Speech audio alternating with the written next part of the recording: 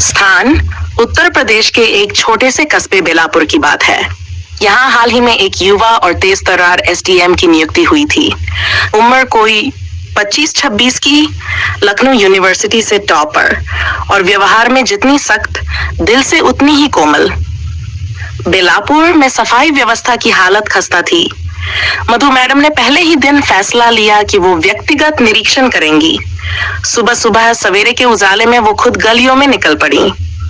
वहीं उनकी पहली मुलाकात हुई शिवा से, एक गरीब मगर मेहनती सफाई कर्मी।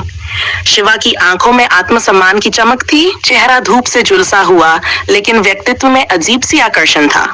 उसका शरीर खेतों में मजदूरी और सफाई के श्रम से गठीला हो गया था। तुम्हारा नाम?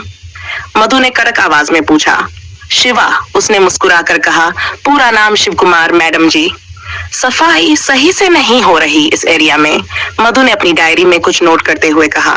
शिवा सिर झुकाकर बोला, जो आदेश मिलेगा कर देंगे, बस कभी कभी कूड़े से ज्यादा गंदगी इंसानों के सोच में होती है मैडम। मधु पहली बार चौंकी। ये बात एक सफाई कर्मी से सुनकर उनके अंदर कुछ हिल गया। हर दिन वो गलियों में जाती, निरीक्षण करती और कहीं ना कहीं शिवा से टकरा ही जाती। शिवा अब उनसे खुलकर बात करने लगा था। वो छोटी छोटी बातें करता, फूलों की, मौसम की, जिंदगी की। मधु को लगता उसके शब्दों में कविता है। धीरे धीरे वो महसूस करने लगी कि शिवा सिर्फ सफाई कर्मी नहीं, एक संवेदनशील इंसान है। वो जब हंसता था तो ऐसा लगता जैसे उनकी दिन भर की थकान गायब हो गई हो। एक दिन शिवा ने कहा, मैडम, आपने कभी खेतों की हवा में सांस ली है? जो हवा वहां बहती है वो शहरों में नहीं मिलती। मधु ने मुस्कुराकर कहा, नहीं ली, मगर कभी चलोगे साथ? शिवा थोड़ी देर तक उसे देखता रहा। उसकी आंखों में सवाल था, मगर साथ ही भरोसा भी। एक शाम शिवा ने उसे खेतों में चलने का न्योता दिया। दूर तक फैली हरियाली, सरसों के फूल और हल्का सा कोहरा। दोनों एक चौपड़ी के पास पहुंचे, जहां शिवा ने एक पुरानी चारपाई पर बैठने को कहा। चाय भी बनाई, लकड़ी के चूल्हे पर। चाय पीते वक्त मधु ने पहली बार शिवा की आंखों में सीधे देखा। उसमें ना कोई लालच था, ना डर, सिर्फ सच्चाई और गहराई। शिवा, मधु ने धीमे से कहा, पता नहीं क्यों तुम्हारे पास रहकर मुझे चैन मिलता है।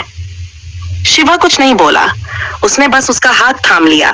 वो रात गांव के उस सुनसान खेत में दो दिलों ने अपनी जुबान से नहीं, एहसासों से बात की।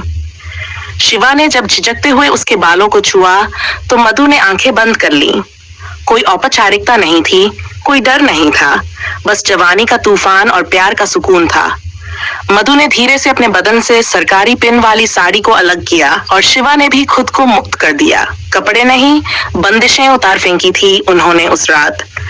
उनकी सांसें खेतों की हवा में मिल गई और देह की तपिश ठंडी जमीन में फैल गई। लेकिन अचानक एक आवाज आई, अरे कौन है वहां?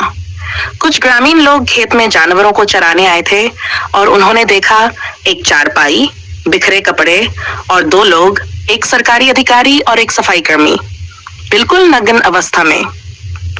शिवा ने तुरंत साड़ी उठाई और मधु को ओढ़ा दी। वो खुद भी संभला, लेकिन देर हो चुकी थी। मैडम, एक बुजुर्ग बोला, आप ये क्या कर रही थी? शहर में तूफान आ गया, फैलते नहीं लगी। अखबारों में हेडलाइन बनी, एसडीएम मैडम खेत में सफाई कर्मी संग नग्न अवस्था में पकड़ी गईं। मधु को निलंबित कर दिया गया।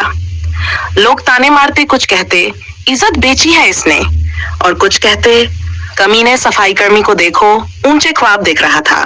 शिवा को भी निकाल दिया गया काम से। उसका परिवार गांव छोड़ गया।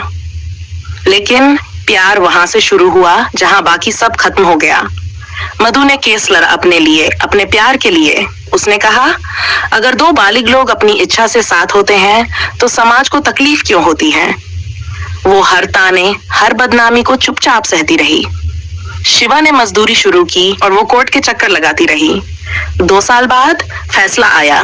कोई अनैतिक कार्य नहीं पाया गया, दोनों बालिग थे और किसी ने कोई शिकायत नहीं की। एसडीएम को बहाल किया जाता है।